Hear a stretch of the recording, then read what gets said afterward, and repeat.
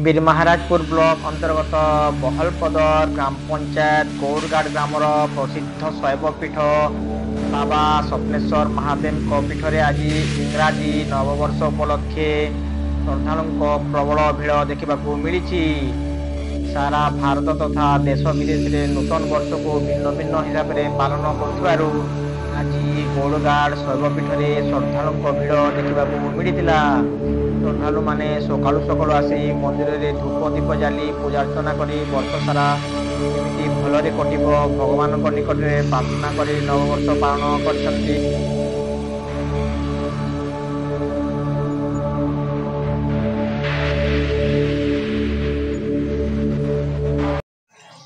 जुहार मु मंगलू घेबिला इंग्राजी नववर्षर हार्दिक अभिनंदन और शुभेच्छा। मु स्वप्नेश्वर बाबा माँ देवीड़ी माँ सुरेश्वरी निकट में प्रार्थना करुच्ची ईश्वर समस्त सुख समृद्धि वर्ष हो 2025 से शुभकामना जनाऊँगी।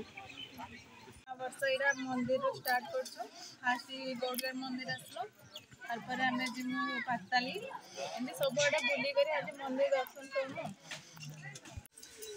नववर्ष अपन केनता हिसाब रे मानुछन जे एतिक हमर आईजी आमे नवा वर्ष मंदिर के जाई करी सब पूजा पाठ करी करी घर भी भल से पूजा पाठ करी करी तापर मंदिर के आसी छुईटा तापर इनु थान अलगा मंदिर मान को जिमु और